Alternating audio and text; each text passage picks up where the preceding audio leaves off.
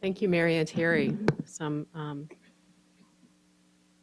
interesting things on how words, both written and spoken, matter. And hopefully we can go more deeply into this. I failed to thank Cheryl and the IOM National Patient Cancer Forum for inviting me to speak on behalf of the patient population. So we're going to talk a little bit more about the process.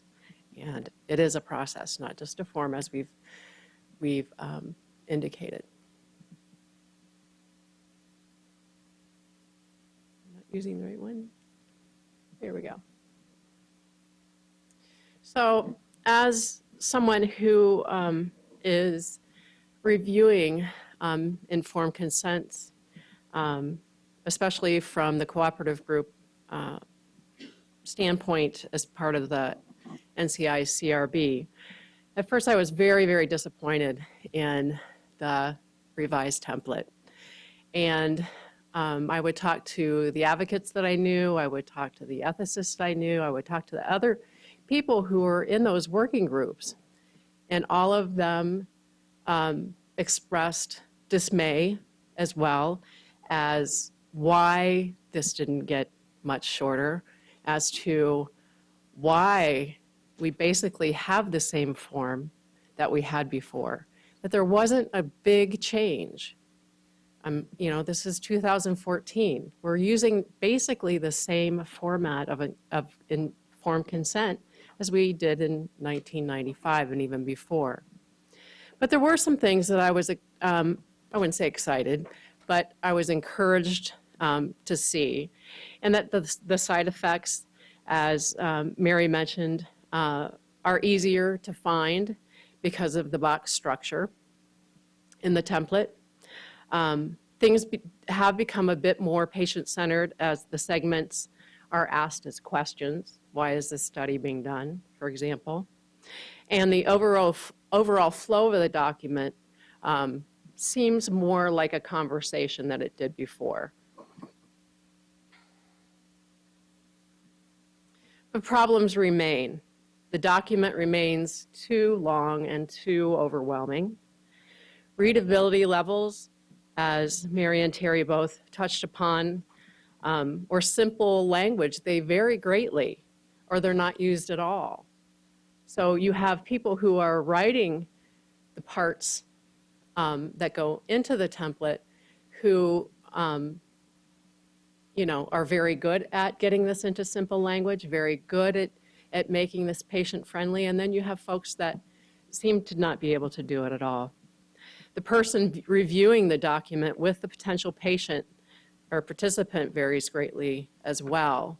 And should there be a standardized training for the people who talk about this consent, have this conversation with the patient?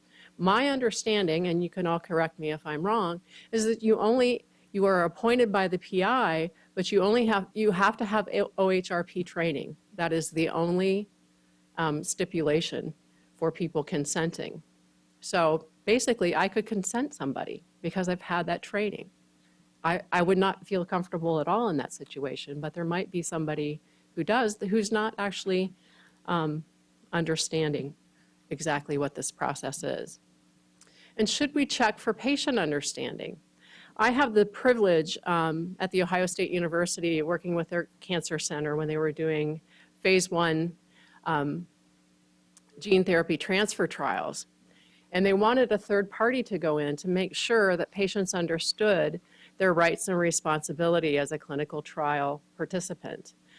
And coming from an education background, I was a public school teacher for almost 20 years. I wanted to know if they were getting it. So I would ask just a simple question. And, you know, so tell me what you understand about this. Kind of what Terry has done her life's work in. But as a layperson, you know, do they understand? And should this be a part of the clinical trial protocol template?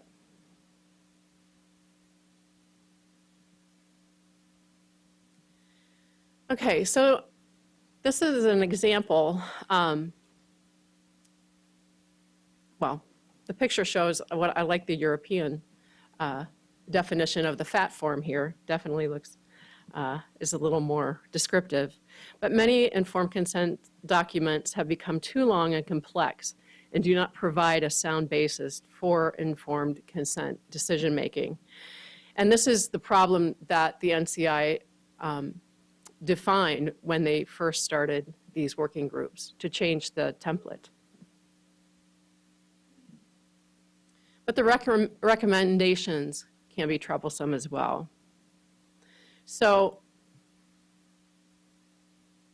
one of the recommendations, if you go to the NCI website, it walks you through the template and makes recommendation for wording under each section of the template.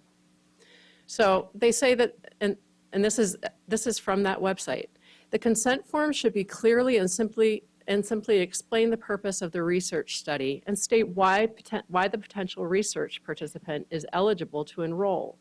The main objective of the proposed study should be placed in the context of standard care. For example, and goes on, the purpose of this research study is to find out whether adding the drug Taxol to a commonly used chemotherapy is better at preventing your cancer from coming back than the commonly used chemotherapy by itself. The study will also see what side effects there are from adding Taxol to the commonly, Taxol has been found to be effective in early stage breast cancer, and to see if the side effects seem to be worth the possible benefit.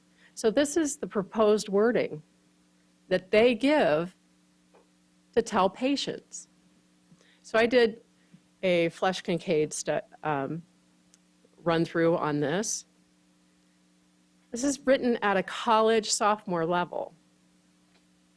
This is what they are proposing that we write when we write the language under the template guidelines. The reading levels remain way too high. So we've established that. Some solutions are simple. There are lexicons out there, free to use. Some of them are very good. Some are based in cancer centers, and there's health lexicons that are available. Written examples are available. I spent a lot of time rewriting the language that comes under the informed consent. And I've looked to find some very good examples are given too, as well. A lot on the web. Reading levels are easy to determine. In Microsoft Word, there's a simple tool under the Review tab that will give you the actual reading level. And I also had the opportunity to work with the ASCO and ACR clinical methods training course in Vail for 6 years. Simple questions and helping these students understand who they're talking to. So when they're writing, and these are students who are writing their first clinical trial document. So when we get to informed consent, I ask them, how many of you or how many of your parents understand what it is that you do? No hands go up. No hands at all. All right, so think about. So what I ask them to do is to think about talking to your mom or your dad or a sibling about this protocol and this consent form. You know, it doesn't have to be rocket science to get this process down, to make these words understandable. So I have a possible solution to aid in understanding. When I did the phase 1 study at OSU, and I was seeing people come in from states away, from countries away, from, just across the state. After they had signed the informed consent, they're given the copy of the informed consent. It's still this thick. And they're like, what do I tell my family? What do I tell my friends? How do I process this information? So I've come up with a one-page form that could be part of the informed consent process. Certainly would have to go through the IRB. So this is a patient-friendly summary of the consent form for a potential cancer clinical trial participants. I am not a graphic artist. Somebody could do a much better job at this. But basically, it contains the basic parts, the basic elements of that template, and gives in a concise form what it is you're asking this patient to do as a participant in a clinical trial. You know, what is a clinical trial? Why is this study being done? How is it different than usual care? Sound familiar? The costs that are involved. You can include things like timelines, calendars. You could write in, you know, today you're going to start on February 28th, and just show them, you know, here's what you're responsible for. What's going to happen when you come in each time? So you don't get the, you know, go down this hallway, go up that floor, turn left, turn right. Help them to be in a better mindset. And go through their rights and responsibilities and where you can find more information. Now, I've just given a very rough, some rough information here. But what I wanted to show you was kind of the layout of what this might look like. And some other helpful information. You might want to bring a change of clothes. You might get hot and sweaty. You might, you know, you might throw up on yourself. You might want to bring your lunch, where to park, very rubber meets the road kind of things that will help that patient get through once they're in the treatment process. So, one possible solution. Thank you. And we're going to hold questions off till the very end.